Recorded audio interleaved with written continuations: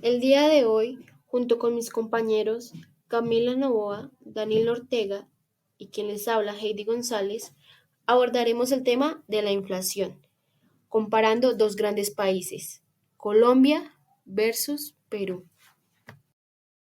Para introducirnos al tema, ¿qué es la inflación? Esta es, valga la redundancia, cuando se inflan los precios causados por un desequilibrio entre la producción y la demanda.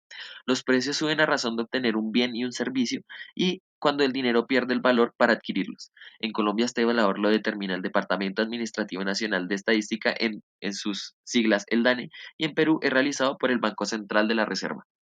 Colombia tiene como capital a la ciudad de Bogotá. Tiene una superficie de 1.140.619 kilómetros cuadrados. Su población es aproximadamente de 51.265.841 habitantes.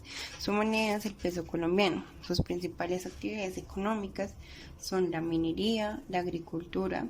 También se destaca por la producción de textiles, de químicos, de cauchos.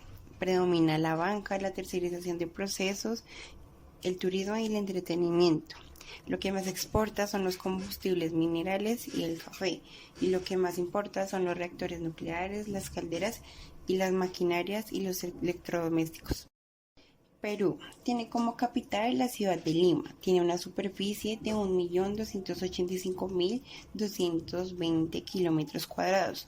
Su población es de aproximadamente 33.359.416 habitantes. Su moneda son los soles. Sus principales actividades económicas son la minería, la agricultura, la industria alimenticia, la industria química, el turismo, los servicios financieros, el entretenimiento y el comercio.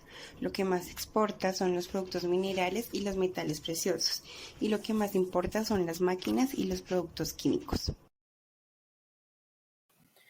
A inicios de los 80, la inflación en Colombia era alta por proteccionismo que se le daban al mercado interno, a lo que llevó al aumento de las tasas de interés interna. Pero es muy notable cómo a partir de 1990 la inflación comienza a descender y mantenerse estable, facilitando por un conjunto de políticas y de decisiones tomadas a favor del poder adquisitivo de la moneda.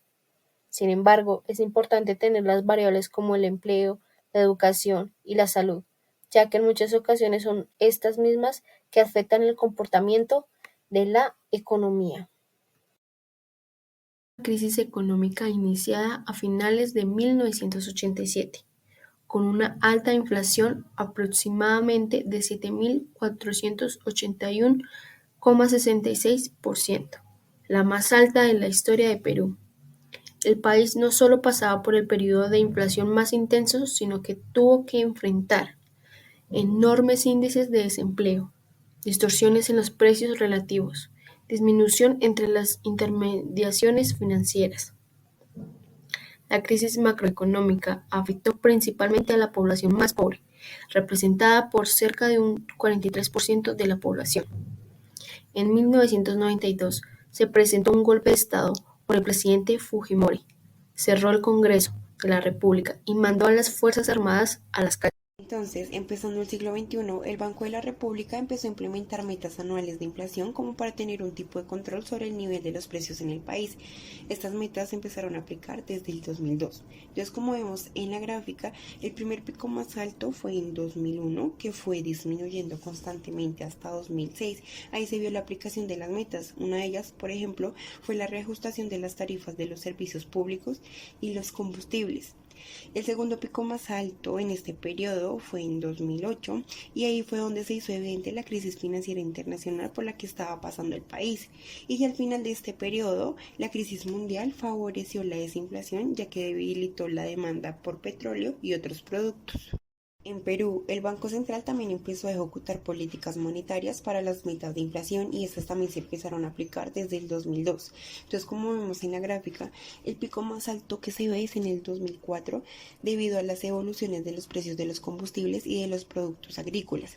De ahí disminuyó la inflación y se trató de mantener gracias a una recuperación de la oferta de productos agrícolas y a una cotización internacional del trigo y de la soya. Y el segundo pico más alto de este periodo fue en el 2008, que se dio también como consecuencia de los efectos de la crisis financiera internacional. Y ahí, del resto del periodo, el impacto de la crisis financiera hizo que la economía recobrara dinamismo.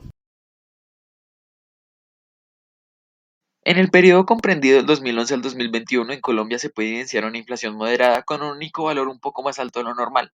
En el 2016, Colombia se vio afectada por varias cosas: el fenómeno del Niño y el paro de camioneros, que elevó la inflación del 4.9 en 2015 al 7.51 en 2016, como se puede evidenciar en la gráfica y en la tabla. Esto hizo que En Perú, en este periodo no se puede decir mucho. Su inflación fue moderada, sin variaciones representativas, con excepción del año 2018, que tuvo el 1.51%, siendo baja comparado a años anteriores a razón de un dinamismo en el precio de los tubérculos, provocando una menor oferta.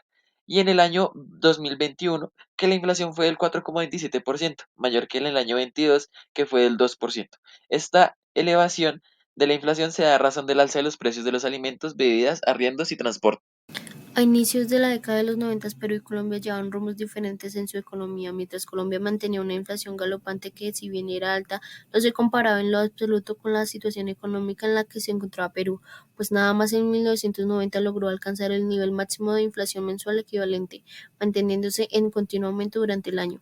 Esto debido a los esfuerzos del gobierno por anular la hiperinflación en el país, mismo que a su vez provocaron un alza en la inflación de la década, pero no fue hasta la llegada de los años 2000 en donde ambas economías lograron estabilizarse y mantener moderados los precios.